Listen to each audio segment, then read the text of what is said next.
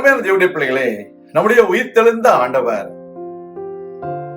7 கட்டளைகளை தம்முடைய மக்களுக்கு கொடுத்தார் என்றதான ஒரு செய்தியை நாம் தியானித்துக் கொண்டிருக்கிறோம்.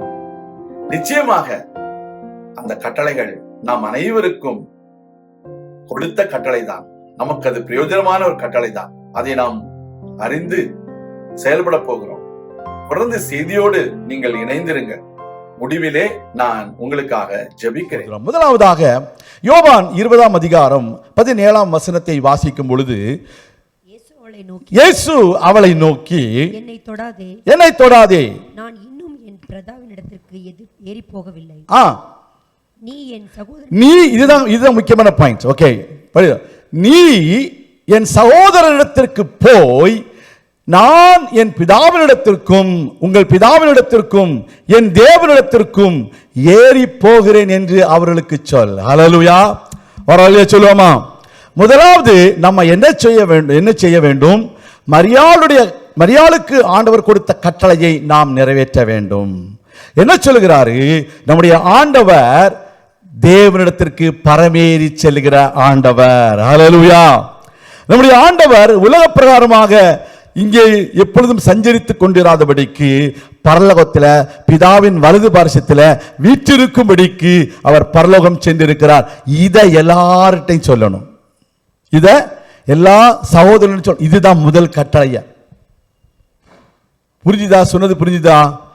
இயேசு உயிர்த்தெழுந்தார் என்று சொல்வது மோடு நின்று விடாதபடிக்கு அவர் பிதாவின் வலது பார்சத்தில் நமக்காக பரிந்து பேசும்படிக்கு சென்றிருக்கிறார் என்று சொல்ல வேண்டும். ஹல்லேலூயா. அதான் அவர் சொல்கிறாரு, என் பிதாவினிடத்திற்கும் உங்கள் பிதாவினிடத்திற்கும், என் தேவனுக்கும் என் தேவனிடத்திற்கும் உங்கள் தேவனிடத்திற்கும் நான் போகிறேன், அதை சொல்லு என்று சொல்லுகிறார். ஹல்லேலூயா. இன்றைக்கு our Lord Jesus has ascended to the heaven and he is sitting on the right hand side of the Father. Amen. And he is interceding for us. Hallelujah.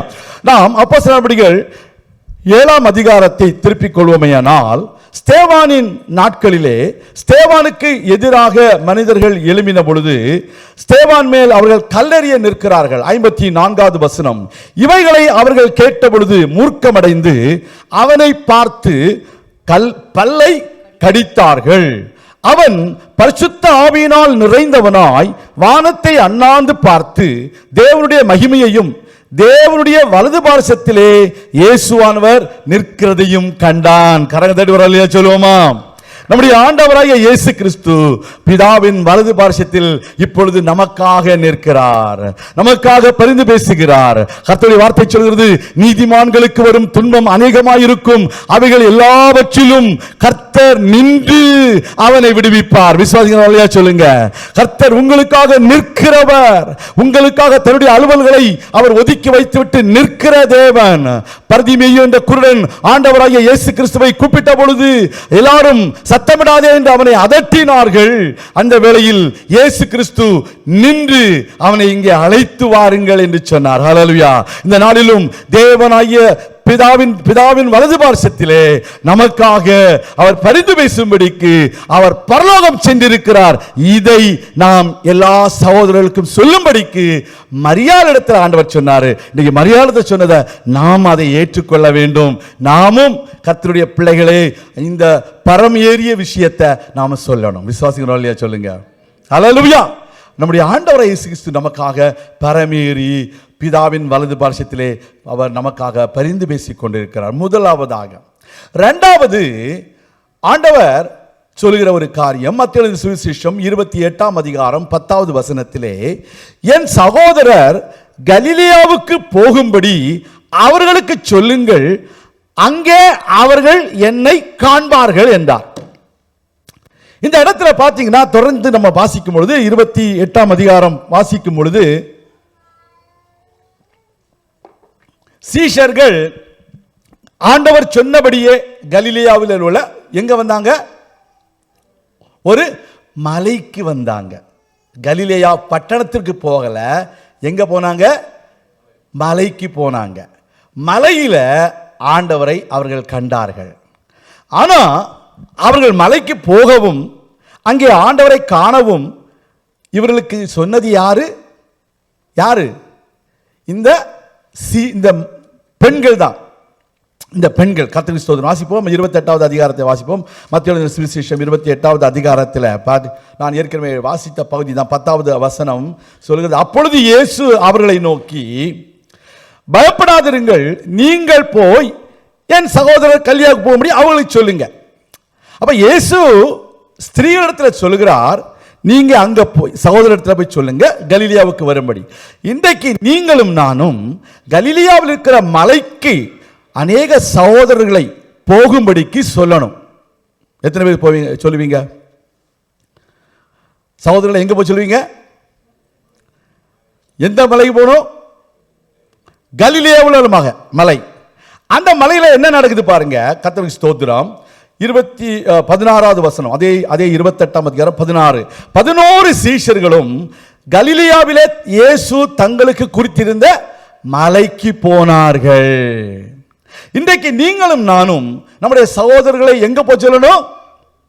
கலிலியாவில் உள்ள மலைக்கு போகணும். அடுத்தது என்ன நடக்குது பாருங்க. அங்கே அவர்கள் அவரை கண்டு பணிந்து கொண்டார்கள் என்று பார்க்கிறோம். அப்ப இன்றைக்கு அந்த மலையில, எந்த மலையில ஆண்டவரை பணிந்து கொள்ளவும் அவரை காணவும் முடியுமோ அந்த இடத்திற்கு சகோதரர்களை நம்ம போக சொல்லணும் அப்படின்னு ஆண்டவர் சொல்லுகிறார். அல்லேலூயா. புரிஞ்சுதுங்களா? எத்தனை பேருக்கு புரிஞ்சுது? புரிஞ்சவங்களா ஒரு அல்லேலூயா சொல்லுங்க. புரியலன்னா இல்லைன்னு சொல்லிடுங்க. ஆமென். அப்ப சகோதர இடத்துல போய் பரமேறின விஷயத்தை சொல்றதோடு மாத்திரமல்ல, நீங்க சகோதரர்களே, நீங்க கலிலியாவில் உள்ள மலைக்கு போங்க, அங்க இயேசுவை காண்பீர்கள், அங்கே அவரை நீங்கள் பணிந்து கொள்ள முடியும். அப்பொழுது மேற்கொண்டு உள்ள விஷயத்தை பிறகு பார்ப்போம். அப்ப இன்றைக்கு நம்ம வாழ்க்கையில நம்ம மலை என்பது எதை குறிக்கிறது? ஆவிக்குரிய உயர்ந்த அனுபவங்களை குறிக்கிறது. இன்னைக்கு மலைன்னு சொன்ன உடனே அட்லாண்டாவில் எந்த மலை இருக்குது? அப்பலாஷியனா, ப்ளூ ரிட்ஜா? நான் ப்ளூ ரிட்ஜுக்கு இந்த இதோட போயிருக்கிறேன் பாஸ்டர். அப்பலேஷியன் போனதில்லை, அது அந்த சைடில் போயிட்டு இருக்குது. நான் அங்கே போகணும்னா சொல்லுங்கள், நாங்கள் வேணால் அங்கே போகிறோம். இல்லை, ஆவிக்குரிய உன்னத அனுபவங்களை நீங்கள் பெற்றுக்கொள்ளும்படிக்கும் அவரை காணவும் அவரை பணிந்து கொள்ளவும் உங்களுக்கு ஆண்டவர் குறித்த இடத்திற்கு நீங்கள் போகணும்னு சொல்லுங்கள். ஒரு அல்லையா சொல்லுங்க. அப்போ இன்னைக்கு ஆவிக்குரிய உயர்ந்த அனுபவங்களும் அவரை காணவும் அவரை பணிந்து கொள்ளவும் எங்கே போகிறோன்னு நம்ம சொல்லணும்? கலிலியாவுக்கு தான் நிற்கிறீங்க. ஆலயத்துக்கு வரணும்னு சொல்லணுங்க. ஒரு ஆலயம் சொல்லுங்க. உயர்ந்த அனுபவம் எங்க இருக்குது? நீங்க வந்த வேணாமா திரும்ப போறீங்களா, இல்லைன்னா உயர்ந்த அனுபவங்களோட போறீங்களா? உயர்ந்த அனுபவங்கள். இயேசு கிறிஸ்துவை எத்தனை பேர் கண்டீங்க? அதாவது ஆவிக்குரிய கண்களால கண்டீங்க. அவரை பணிந்து கொண்டீங்களா? எங்க? ஆலயத்தில். ஒரு ஆலயம் சொல்லுங்க. அப்ப இதைத்தான் ஆண்டவர் சொன்னார். அன்றைக்கு கலிலியாவுல மலைக்கு போக சொன்னாரு. இன்றைக்கு நான் ஆவிக்குரிய பிரகாரமான அர்த்தத்தில் சொல்றேன். அந்த மலை என்பது உயர்ந்த அனுபவம். அந்த உயர்ந்த அனுபவத்தில் போகும்பொழுது தான் ஆண்டவரை காணவும் அவரை பணிந்து கொள்ளவும் முடியும். மோசேயுடைய வாழ்க்கையில ஆண்டவர் அவனை எங்க வர சொன்னாரு? சீனாய் மலைக்கு வர சொன்னார். மலைக்கு வர சொன்ன உடனே மலை தான் காமனா ஒரு ஃப்ரைஸ், மலை நல்ல விஷயம்தான். சீனாய் மலைக்கு வர சொன்னார். அங்க வந்து என்ன சொன்னார்? நீ அதிகாலையில் எழும்பி வந்து எனக்காக காத்திரு என்று சொன்னார். அப்போ ஆண்டவர் தன்னோடு கூட உறவாடும்படிக்கு நம்மை அந்த உயர்ந்த அனுபவங்களுள்ள அந்த ஸ்தலத்திற்கு வர வேண்டும் என்று நம்மை அழைக்கிறார். விசுவாசிக்கிற வழியா சொல்லுங்க. ஆமென். இன்னைக்கு நீங்க எல்லாம் உங்க வீட்டுக்கிட்ட இந்த சர்ச்சை இருக்கும்னா டெய்லி காலையில் இங்கே வந்துடுவீங்க, அப்படிதானே? ஒரு வழியா சொல்லுங்க. ஆமென். இன்னைக்கு ரொம்ப தூரமாக போயிட்டீங்க, வீடை வந்து ரொம்ப தூரமாக வாங்கி வச்சுட்டீங்க, அதனால உங்களுக்கு காலையில் வர முடியல. அல்லேலூயா. நம்ம ஊரில் என்ன பார்த்தீங்கன்னா சில ஆலயங்கள் டெய்லி திறந்து வச்சுருவாங்க. காலையில் 5 மணிக்கு ஒரு பூசை, 5 மணிக்கு ஒரு ஆராதனை, மணி அடிச்சிடும். மணி அடித்த உடனே அங்கே ஒரு வசனம் வரும்.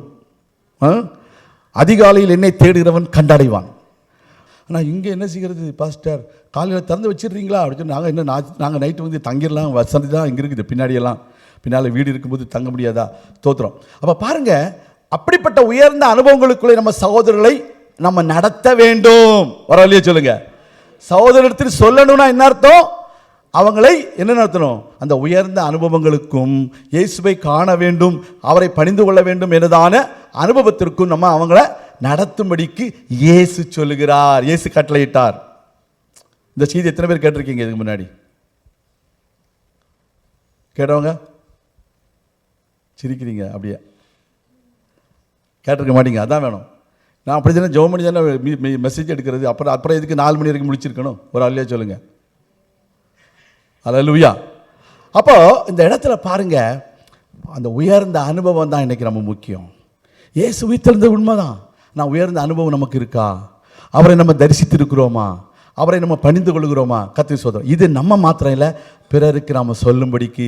மரியாள் அப்படி நடந்தாங்க, மரியாள் அதை பெற்றுக்கொண்டார்கள். அதே போல சகோதரர்கள் பெற்றுக்கொள்ளும்படிக்கு மரியாளிடத்தில் ஆண்டவர் வலியுறுத்துகிறதை பார்க்கிறோம். மூன்றாவது கட்டளை என்னவென்றால், லூக்கா எழுதின சுவிசேஷம் 24ஆம் அதிகாரம் 49வது வசனம், என் பிதா வாக்குத்தத்தம் பண்ணினதை இதோ நான் உங்களுக்கு அனுப்புகிறேன், உன்னதத்திலிருந்து வரும் பலனால் தரிப்பிக்கப்படும் வரைக்கும் எருசலேம் நகரத்தில் இருங்கள்.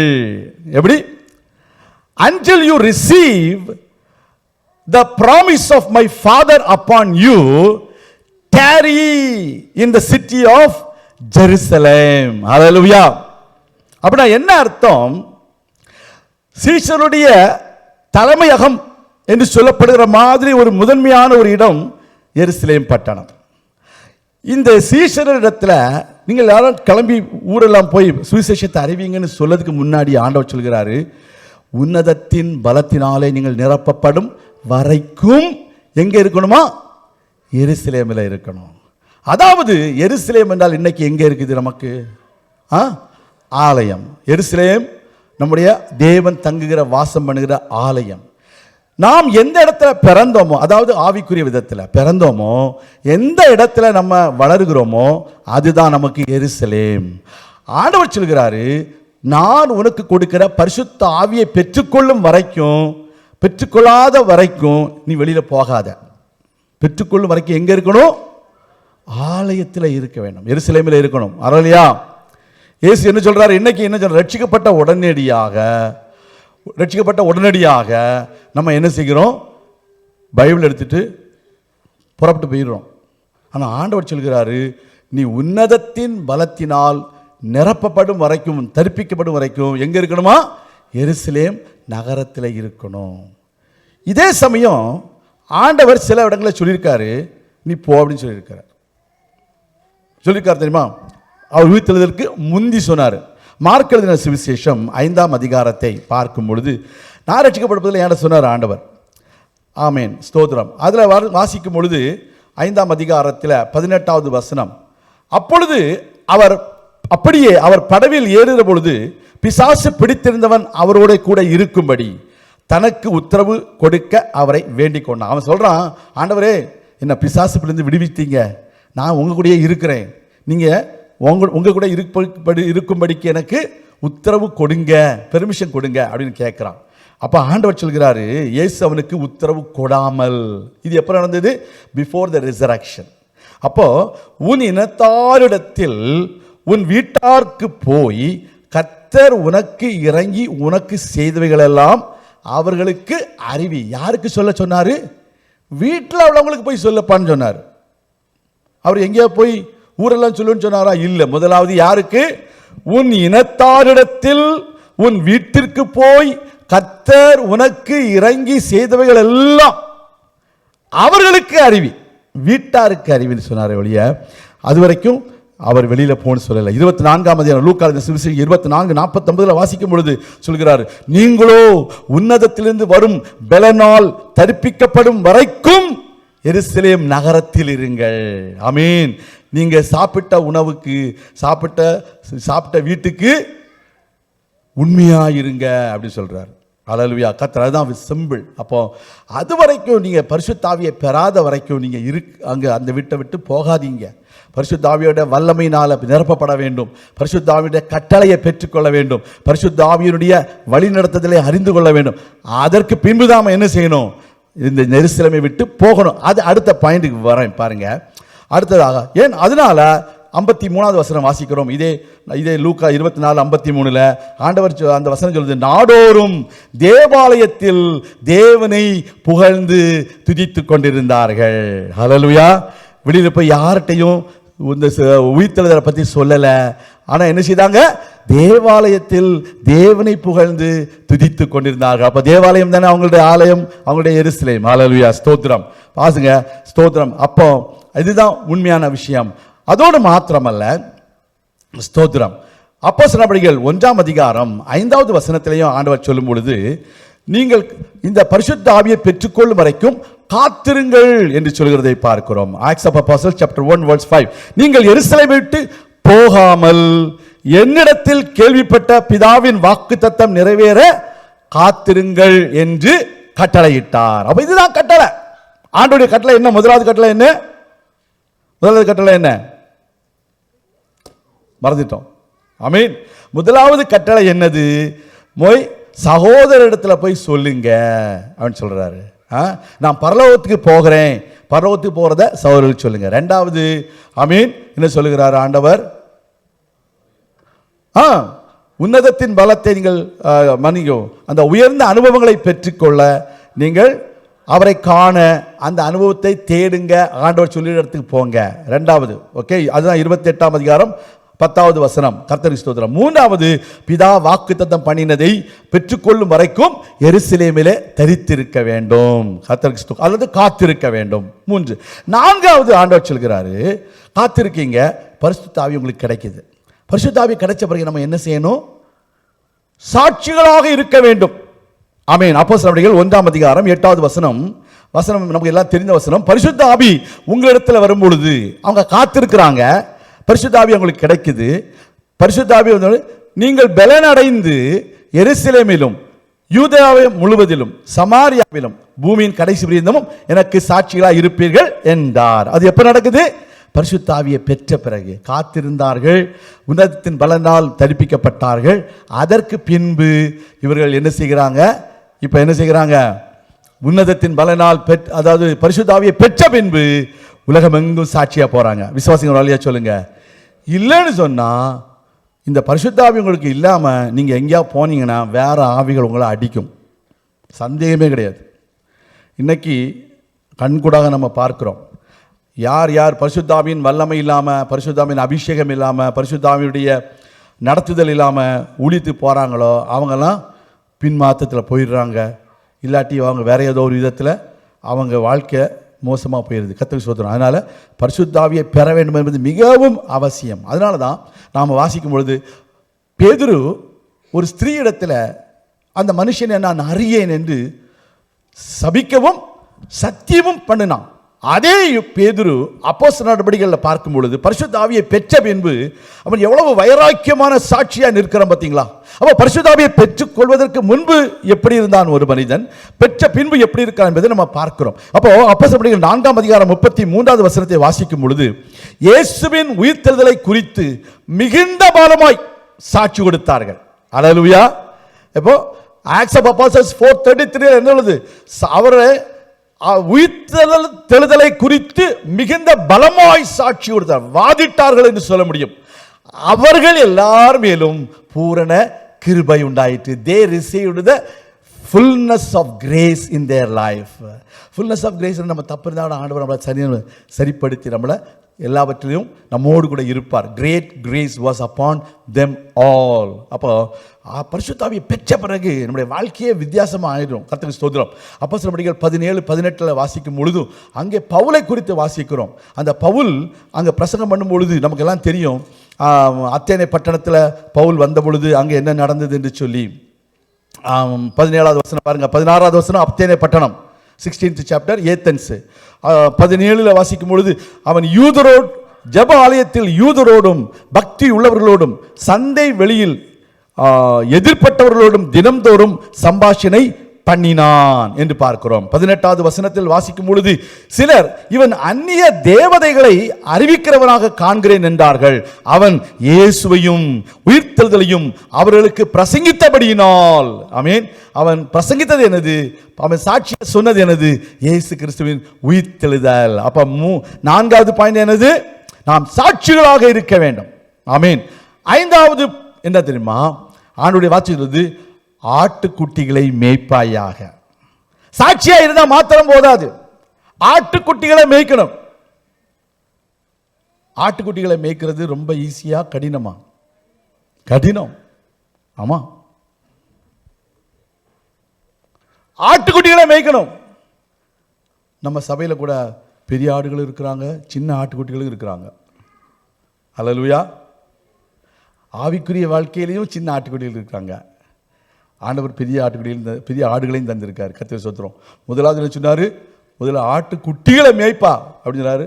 யோவான் 21:15 யோனாவின் குமாரனாகிய சீமோனே, எல்லாம் உங்களுக்கு தெரிஞ்ச விஷயம் ஒன்றும் சொல்லலாம். அது ஆகாப்பே என்றால் நிபந்தனையற்ற அன்பு, இதெல்லாம் சொல்லி இப்போ டைம் இல்லை எனக்கு. ஆனால் என் ஆட்டுக்குட்டிகளை முதல்ல மேய்க்கன்னு சொல்கிறாரு. நம்ம எடுத்த உடனே என்ன செய்யணும்? நேராக ஸ்டேஜில் வந்து மைக்கை வாங்கி பிடிச்சி அப்படிதான் நம்ம நினைக்கிறோம். இல்லை, சண்டே ஸ்கூல் ஊழியம் மிக மிக முக்கியமான ஒரு ஊழியம். எத்தனை விசுவாசிக்கிறீங்க? அந்த சின்ன பிள்ளைங்களோட கூட நம்ம சொல்லி கொடுத்து அவங்கள ஆளாக்குதான் பெரிய விஷயம். அல்லேலூயா. சைல்டு இவாஞ்சலிசம்னு ஒரு ஆர்கனைசேஷன் இருக்குது. அவங்களுடைய மெயின் குறிக்கோள் என்ன தெரியுமா? ஒரு மனுஷன் 30 வயசில் ஆண்டவரை ஏற்றுக்கொள்வதை பார்க்கிலும் அவன் 10 வயசில் ஏற்றுக்கொண்டால் அந்த 10க்கும் 30க்கும் இடையில 20 வருஷம், அந்த 20 வருஷத்தில் எவ்வளவோ வளர்ந்துருப்பான், எத்தனையோ பேரை அவன் ஆதாயப்படுத்தி இருப்பான். 30 வயசில் உள்ளவன் இயேசுவை ஏற்றுக்கொண்டா போய் சொல்ல மாட்டான், போய் இயேசுவை பற்றி சொல்லுன்னு சொல்ல மாட்டான், உயிர்த்தெழுதலை பற்றி சொல்லுன்னு சொல்ல மாட்டான். ஆனால் சின்ன பிள்ளைட சொன்னால் ஓடி ஓடி போய் சொல்லும். விசுவாசிங்களா? ஒரு அழியா சொல்லுங்க. அதனால இந்த சின்ன பிள்ளைங்களை தான் நம்ம டார்கெட் பண்ணணும். ஒரு அழியா சொல்லுங்க. அது சொல்லுது. அதுக்கு பிறகுதான் ஆடுகளை மேய்ப்பாயாக. 16வது வசனம் 17வது வசனத்தில் ஜான்ஸ் காஸ்பல் 21:15 வந்து குட்டிகளை மேய்ப்பாயாக. 16வது வசனம் 17வது வசனம் என்ன? ஆடுகளை மேய்ப்பாயாக. 6வது ஆண்டுடைய கட்டளை என்ன தெரியுமா? உபதேசம் பண்ண வேண்டும். என்ன வேண்டும்? உபதேசம். நம்முடைய வாழ்க்கையில் பிறருக்கு உபதேசம் பண்ணுவது மிகவும் கடினமான ஒரு காரியம். Teaching is very important, but it is tough. எத்தனை பேர் அறிஞ்சிருக்கீங்க? டீச்சர்ஸ், கர்த்தருக்கு ஸ்தோத்திரம். 28ஆம் அதிகாரம், மத்தேயு சுவிசேஷம் 28ஆம் அதிகாரம் 19, 20வது வசனங்கள் வாசிக்கும் பொழுது, நீங்கள் உலகமெங்கு போய் சகல ஜாதிகளையும் சீஷராக்கி பிதா குமாரன் பரிசுத்த ஆவியின் நாமத்தில் அவர்களுக்கு ஞான ஸ்நானம் கொடுத்து நான் உங்களுக்கு உபதேசித்த அல்லது உங்களுக்கு கட்டளையிட்ட யாவையும் அவர்கள் கை கொள்ளும்படிக்கு அவர்களுக்கு உபதேசம் பண்ணணும். எப்படி? ஆண்டவர் கட்டளையிட்ட யாவையும் கேட்கிறவர்கள் கை கொள்ளும்படிக்கு உபதேசம் பண்ணணும். 40 மினிட்ஸ் என் பீரியட் முடிஞ்சிருச்சு அப்படின்னு நான் போகணும், பிரச்சனை இல்லை. நான் ஏதாவது பேசிட்டு போயிருக்கலாம். ஆனால் இன்னைக்கு ஏன் உங்கள்கிட்ட இன்டராக்ட் பண்ணுறேன்? ஏன் இன்னைக்கு உங்களுடைய அட்டென்ஷனை கவர் பண்ணுறதுக்காக, கவர் பண்ணுறதுக்காக இல்லை, கவர்ச்சிக்கிறதுக்காக. சரி, இங்கிலீஷில் கவர் பண்ணுறதுன்னா வித்தியாசம், அது வித்தியாசமான ஒரு அர்த்தம். உங்களுடைய அட்டென்ஷனை ஒரே வழியில் கொண்டு வருவதற்காக என்ன செய்கிறோம்? பல காரியங்களை சொல்லி என்ன செய்கிறோம்? கவனத்தை நேர்படுத்துகிறோம், ஒருமுகப்படுத்துகிறோம், இல்லையா?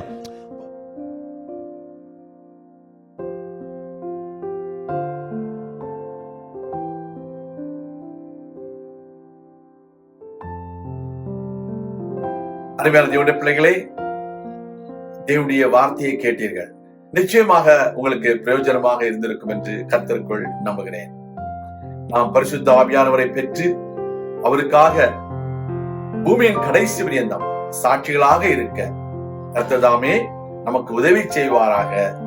நான் உங்களுக்காக ஜெபிக்கிறேன். எங்கள் அன்பின் பரலோக பிதாவே, எங்கள் ஆண்டவராகிய இயேசு கிறிஸ்து எங்களுக்காக உயிர்த்தெழுந்தார். உயிர்த்தெழுந்த பின்பு அவர் ஒவ்வொரு பேருக்கும் கொடுத்த கட்டளைகளை நாங்கள் தியானிக்க எங்களுக்கு உதவி செய்தேன். இப்பொழுதும் அந்த கட்டளைகளின்படி நாங்கள் வாழவும், அந்த கட்டளைகளை நாங்கள் அநேகருக்கு சொல்லவும் உபதேசிக்கவும் எங்களுக்கு கிருபை தாரும். பரிசுத்த ஆவியானவராலே நாங்கள் அபிஷேகம் பண்ணப்பட்டு பரிசுத்த ஆவியின் வல்லமையை பெற்றுக்கொண்டு அவருக்காக வாழ்ந்து அவருடைய சித்தத்தை நிறைவேற்ற எங்களுக்கு உதவி செய்தரும். உயிர்த்தெழுந்த இயேசு கிறிஸ்துவின் நாமத்தில் ஜெபிக்கிறோம் எங்கள் நல்ல பிதாவே, ஆமேன். கர்த்தர் தாமே உங்களை ஆசீர்வதிப்பாராக.